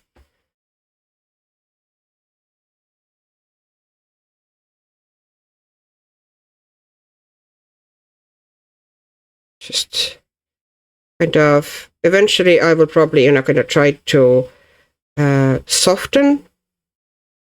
Maybe, I'm not planning to make that page super complicated for myself, because it would defeat the purpose. I think the whole point of this book is that it's a relaxer book, for me anyway. I just really chill with these pages. I don't go overboard. I don't overwork them. I just put color down. And I'm happy out. Oops. Almost took wrong color. So this is just orange.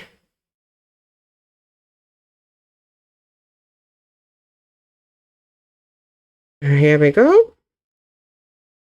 And here we go. The dead bee, which is kind of depressing, but hey, that's life. And now I am going to give it, sorry, a bit of a blow. I should have actually had my little vacuum here. Where is my little vacuum? That is better than, blowing the dust all over the desk. And also, just brushing it off isn't usually a great idea either, because you just smear it across the page. So you're better off just, kind of tapping the little vacuum over it and picking up the dust. Okay. Yeah, that's better. And now I am taking I think that's burnt sienna. Okay, and starting to kind of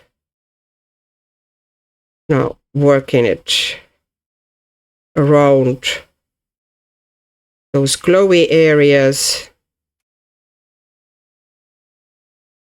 And one of the things about pan pastel, which I long didn't get, and therefore, always got absolutely horrible results, and I was wondering, why the heck am I even bothering?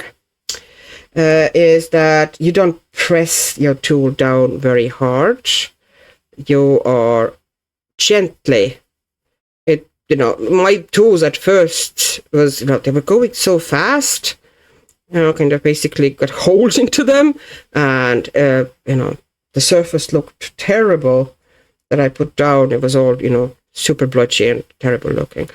And I could not get what I was doing wrong until I, by accident actually, once kind of did a very gentle, like this, application, and it just looks so much better. So, and it goes down better, and you have to work less.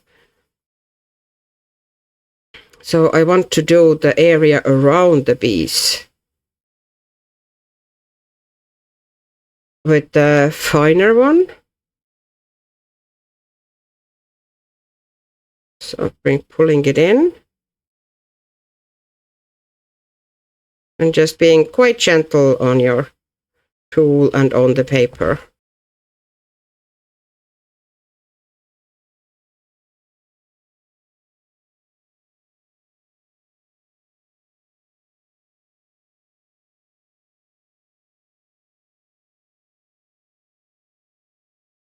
I might put little, yellow and white dots around the page once I've fixed, this one needs to be fixed. Probably I will spray it after I'm finished here. And then, after I've sprayed it, I will go back into it and kind of work the rest of the stuff. A bit of decorations. Maybe I will go over some of the text with a gel pen to make it more prominent and stand out. Maybe I will put tiny bit of shading into the bees, And I definitely will put little dots, you know, a little bit of a decoration around the page. Now I have this bigger tool, kind of a wider tool. So I'm taking the same burnt sienna, and now I'm just, because of, you know, the bigger area of that sponge, it's just a bit easier to get the area down.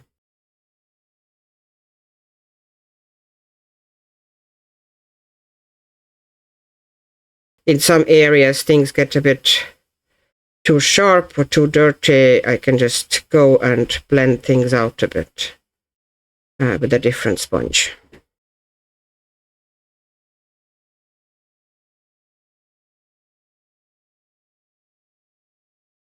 Okay, and now I am taking a bit of red oxide, which is kind of darker. Okay. Doing the edges of the page with that. Very gentle.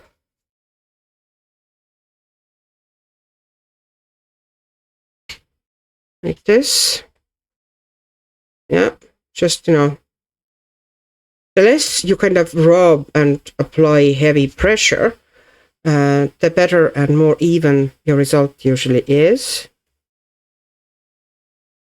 But it's very easy to forget about it and kind of feel that, oh, you know, I should, you know, if I press hard, kind of the pencil logic comes into the play here. If you're used to pencils and tools, you know, the harder you press, the better result and the kind of more vibrant results you get on, you know, on a soft pencil anyway. And it does not really work with these tools. Hard pressure actually makes it kind of blotchy. So you kind of have to fight your instincts a bit. At least I do.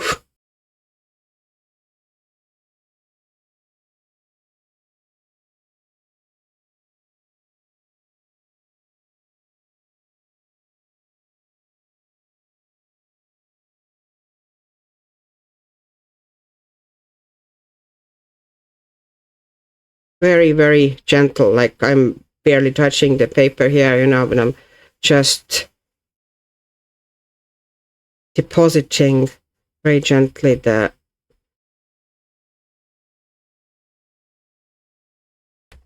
pigment that is left on the brush. Okay, and here I'm also going to eventually use black, but at the moment I'm not. So I'm turning the sponge because I want the other side of the sponge for kind of lighter areas. So turning the sponge. Oops. So now I turned it. The other side that I used is on top at the moment. And I'm taking now the Naples yellow, and I'm just applying it all over that honeycomb.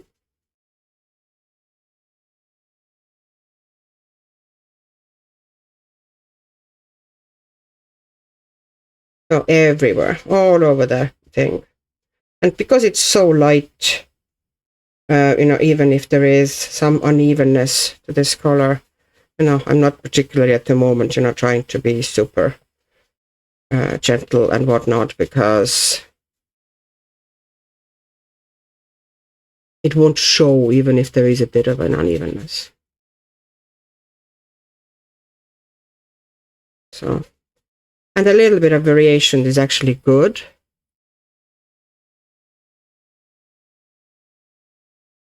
So I don't know how it's going to come out, but hey, it's going to be another page that I've experimented in, and that is going to be, you know, has color in this book. So that's something, isn't it? And now I'm taking, once again, that, what's the name of that? Tyroline yellow. Yeah. And I'm going to put like swathe of it here. Oops. And towards the bottom. So I'm kind of doing the shading of the whole thing, but I'm going to leave a rim that is really bright yellow. So I'm going to create a little bit of a shape here and a little bit of like a shadow around that cell that the queen is in, and taking it up here as well. Oops. So afterwards I can, go back with the direct yellow and soften things a bit. So I'm going back into that pan and just going over the edges. So essentially we're mixing on the page slightly. Now, and now I'm taking the orange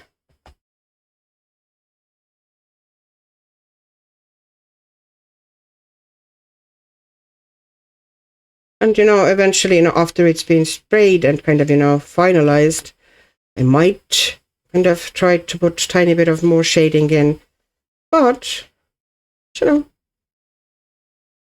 it's not something that I'm at the moment planning much. I'm just putting the base color down. Okay, and I might also go a little bit in with sienna brown, so I'm making that pretty narrow.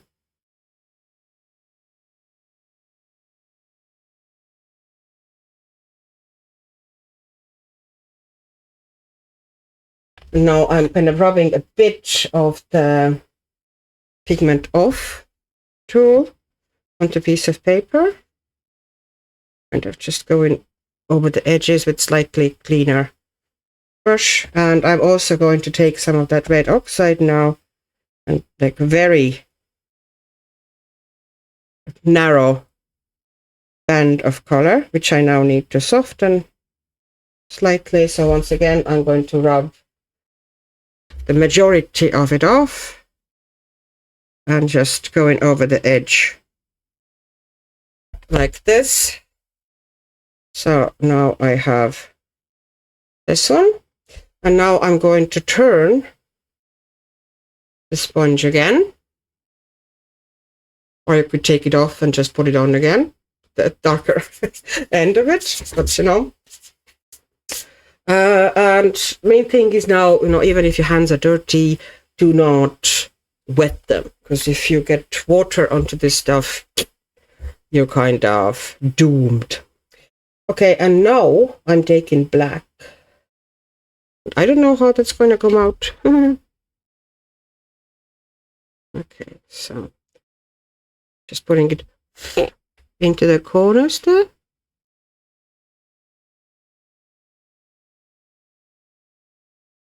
And here into the corners there. Like, I don't want it to be super strong black, but I do want some darkness here in the corners. So this one kind of, I took it out too far, so I'm kind of trying to soften it slightly. And I'm taking the other tool and just going over the edge softly with the fairly clean tool, like this. And here as well, just the edge of the page, essentially, kind of almost aging the edge of the page. Okay, so, and I'm taking the tool again, the other tool that is, relatively cleaner, and just softening the edge. And here, because there's so much pigment down on the page already, I can do that. So I'm putting that at the bottom here as well. And once again, I'm going to go over the edge of it with the other tool. All right, and now I am turning the book. Oops, I definitely need a little vacuum, because otherwise that dust is going to be everywhere, including my lungs. Okay. Now I'm turning the page and I'm taking the black This is going to be like major experiment now, so I'm trying to get it as close to the honeycomb as I can. As neat as I can. If it's not perfect, that's fine. And I'm working it close to the edge. Like, I don't know how it's, what it's going to be like, but like, this is base. I'm going to probably add some elements to and I'm trying not to kill the writing altogether, but I might need to go over some of the writing with different colors so it would actually stand out. That's why I don't want the whole thing very black. I'm trying to keep it fairly narrow, that black band, but it is already going into the text a bit. And see, here you can see where the paper is kind of, textured and buckly, and it doesn't like to, it's almost refusing to be even there. So here we go. Trying to kind of even it out here a bit. Okay, now I'm taking the tool and oops, I am switching now the sides of the tool. I'm putting back the lighter side. And now I'm taking the red oxide and I'm working into the black with the red oxide, which actually looks much nicer in real life than it does on camera. It actually looks pretty good. It doesn't look good in the camera, but it looks kind of cool in the, much better in the real life.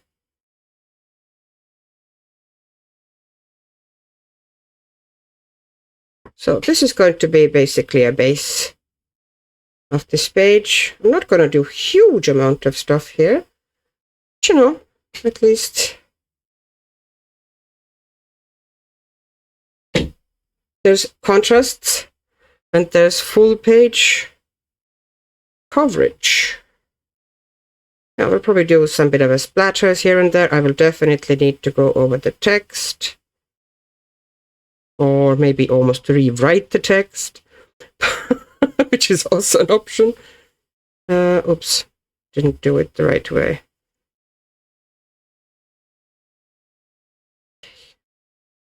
All right, and turning the book again, and now taking some of that darker, because I mix now essentially that red oxide with the black, it became much darker. So I'm taking that darker color a little bit into the other page as well, so there would be such a big kind of a jump between the pages. I will soften the edges of it, of course, now soon with the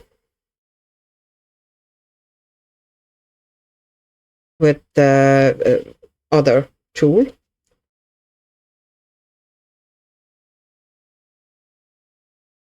I'm just gently working it here.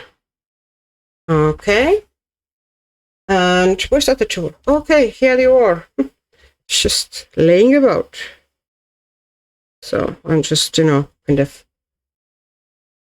making sure that I'm cleaning it once in a while, because now that stuff is on, it gets dark as well. And I don't want to totally kill those yellow glowy areas with bees. And I'd say I'm going to pretty much leave it at that. Like,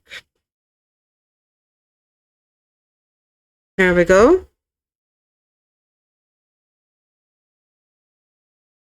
I might even put some, maybe I would like to kind of bring slightly more in here. That looks like it kind of needs something, that middle part. It doesn't work. It doesn't have enough contrast here.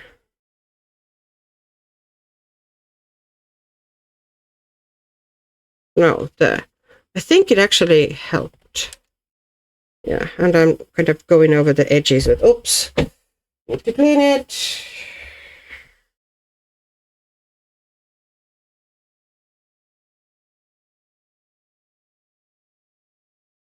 You can also do it with your fingers a little bit in some areas, you know, but the oils of your skin can kind of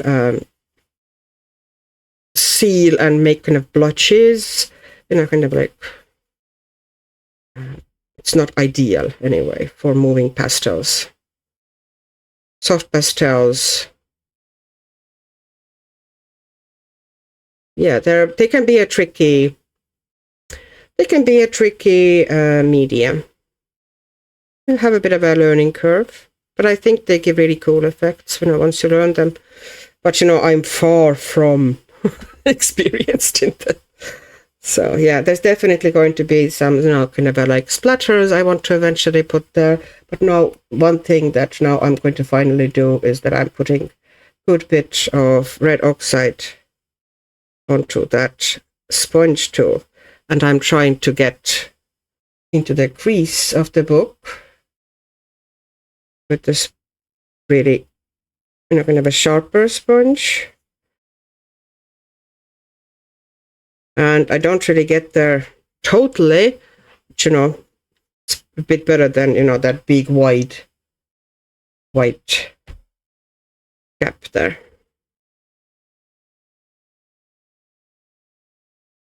Here we go. Okay, now that's better than it used to be anyway. Oh, and I think that base is down. As you might have noticed, somehow this video has become super long. Don't even ask. Yeah. So we ended up actually finishing, well, pretty much finishing a page. I don't think I'm going to work it much more. Here you are. That's the page in the ghost town. I think that's how I would kind of like to do the pages here. Kind of a really loose, colorful, relaxed watercolor way. And after I finished filming, I actually added paint to this page, kind of the other side as well, so it would be kind of cohesive. I could have made these bits darker here between the stones. I still might, but it's at the moment not really. I'm not planning it. It's still a bit wet, so I'm not, you know, thinking about it much. Well, not wet, damp. And this page, I think, came out fun. Look at it, you know. I don't think these ones need super much shading. I think it's more about kind of fun color variations, or if you do with alcohol markers, just kind of a strong, vibrant colors with maybe minimal shading. I think that looks more fun. And I think in this book, it would be more so almost about the quantity of the pages, you know, that you have, you know, the story moving on. So, yeah, it would be fun to just throw down color without thinking much about it. And I think the background, you know, the way we did it here in the background trees, I think that came out cute, you know, the Naples yellow underneath. And then I just kind of dropped, you know, like blotches of quinacridone yellow and coral red down. Any kind of most of pastel-y paints have similar colors to these. If you have pastel paint set of some sort, or native watercolors, you know, something yellow, dark yellow, or ochre even would work here, and you know, something red, slightly maybe mixed with white, you know, would work just as well. And yeah, to me, it's a very simple and not too overworked page, and it still looks fun and vibrant. So I'm happy with that one. And I'm happy with, you know, the fact that I decided to put you know, something on the other side as well. Just I wanted to make this to look like old, you know, slightly grungy paper. So I think that one came out all right. And then we also ended up doing full base, as though I was kind of thinking at first that, oh, I'm going to just put down a watercolor background. That was the initial idea, to be honest. But then I just decided that I might as well, and I had watercolors out.